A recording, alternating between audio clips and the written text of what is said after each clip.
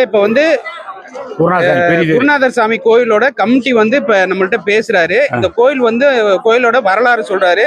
ஐயா வணக்கங்க ஐயா. வணக்கம் வணக்கம் ஐயா. இந்த கோவிலோட வரலாறு சொல்லுங்க. இந்த சாமி வந்து என்ன சாமி? இந்த கோயிலோட வரலாறு கொஞ்சம் சொல்லுங்க சாமி. இது அருள்மிகு குருநாதர் சாமி கோயில். சரிங்க. சரிங்களா? இது சிவனுடைய இது. ஓகே. இது குருநாதர் வந்து சிவனுடைய அவதாரங்கள். பெருமாள் சாமின்னு சொல்றது வந்து சின்ன தேர்ல வர பெருமாள் சாமி வந்து கிருஷ்ணவனுடைய அவதாரங்கள். காமாட்சி அம்மன் சொல்றது வந்து அவங்களுடைய அன்னை, தாய் மாதிரி சரிங்களா?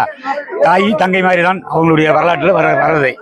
இதுக்கு முன்பு இந்த சாமி போயிட்டு இருக்கும்போது முதல் அடிப்படையில் வந்து முதல் ஆரம்பத்தில் குருநாதசாமி முன்னாடி, அடுத்து பெருமாள் சாமியும், அடுத்து காமாட்சி அம்மன் தான் வந்துருதாக ஒரு வரலாற்று.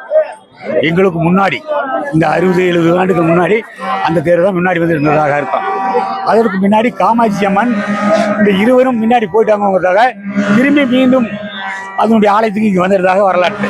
சரி. அதனால இப்ப சாமி புறப்படும் போது முதல் குருநாதர் சாமி புறப்பட்டு வெளியே வரும்.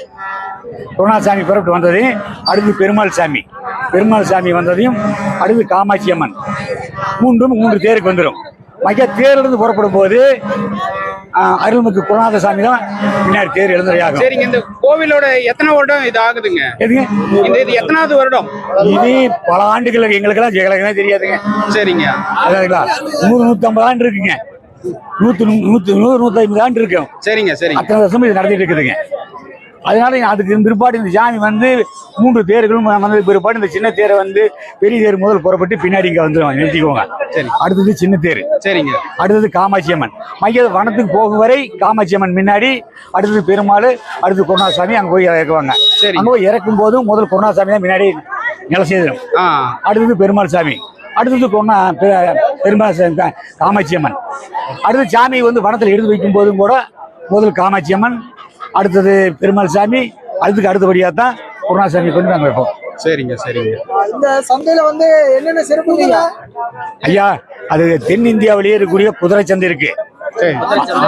ஆடு மாடு சந்தை, தூரி கடைகள் எல்லாமே வந்து எல்லா மாநிலத்திலும் இருக்கிறத விட மிகச்சிறப்பான மாநிலத்தில் வந்து இந்த அருள்மிகு குருநாதசாமி கோயில் பண்டிகை அவ்வளவு பெரிய பண்டிகை. சரி.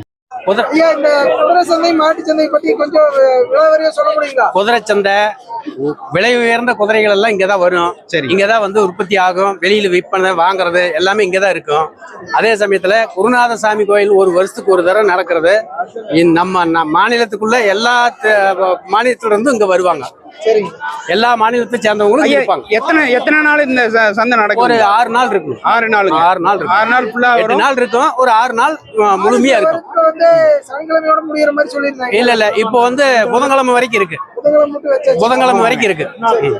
8 நாள் நடக்கும். ஆமாங்க. சரி, ஓகேங்க. உங்க பேருங்க? புத்தராசுங்க. அவர் பேருங்க? தலைவர் பேரு? அப்புச்சாமி. சரி, ஓகேங்க. ரொம்ப நன்றிங்க. சரி.